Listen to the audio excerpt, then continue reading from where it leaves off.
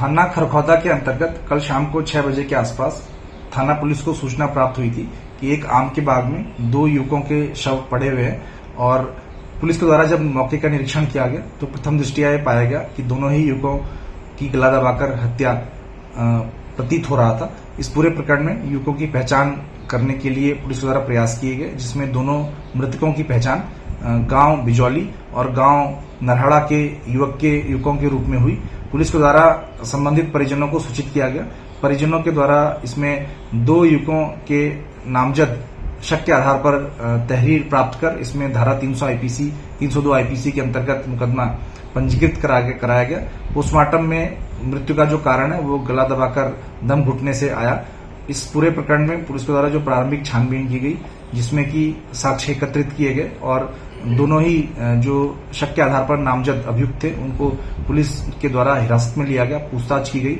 इस पूछताछ में सामने आया है कि दोनों ही मृतक विभिन्न कार्यक्रमों में अपना वेश परिवर्तित कर, लड़की का वेश धारण कर नृत्य आदि करते थे। और एक ऐसे ही कार्यक्रम में दोनों जो मृतक थे और जो दोनों प्रतिवादी हैं, इनकी एक दूसरे से जान पहचान हुई। एक दूसरे से इन्होंने फोन नंबर एक्सचेंज किए और एक दूसरे से बातें इनकी शुरू हो गई।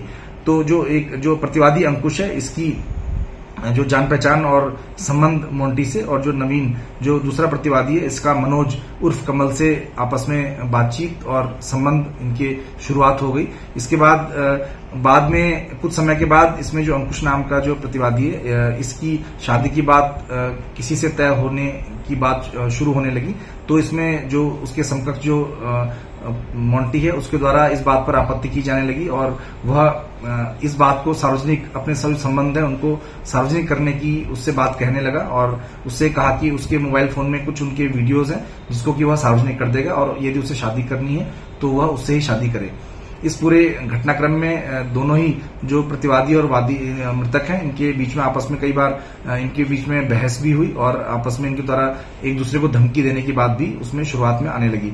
बाद में इनके द्वारा अपना फोन बंद करके बातचीत बंद करने का भी प्रयास किया गया, लेकिन जो मृतक थे उसके द्वारा, जो मृतक मोंटी है उसके द्वारा बार बार बात करने का दबाव और उसके घर जाकर उससे बात करने का प्रयास किया जाने लगा। इस बात से परेशान होकर जो अंकुश है और नवीन है, इनके द्वारा एक प्लान बनाया गया जिसके तहत इनके द्वारा घटनास्थल के पास मोंटी को और मनोज को वहां बुलाया गया। वहां इनके द्वारा शुरुआत में बातचीत का प्रयास किया गया और जब बातचीत नहीं बनी तो उसके बाद इन दोनों ही के द्वारा गला दबाकर दोनों मोंटी और मनोज की वहां पर हत्या कर दी गई। इस पूरे प्रकरण में जो मोंटी है उसका जो फोन था वो मौके से बरामद नहीं हो पाया था। बाद में दोनों ही अभियुक्तों की शिनाख्त, इसके निशानदेही पर शिनाख्त के आधार पर मोबाइल फोन भी बरामद कर लिया गया। उसको साक्ष्य के रूप में संरक्षित किया गया। उसमें कुछ वीडियोज इन दोनों ही अंकुश और नवीन और मोंटी और मनोज की आपस के मिले हैं, जिसके आधार पर संभवतः ये इस तरह की उनको दबाव बनाने का प्रयास करते होंगे। इस पूरे प्रकरण में दोनों ही अभियुक्तों को और अधिक गहराई से पूछताछ कर अन्य साक्ष्य एकत्रित किए जा रहे हैं, जिसके आधार पर विवेचना को अंतिम रूप इसमें दिया जाएगा और उसके आधार पर अग्रिम कार्रवाई की जाएगी।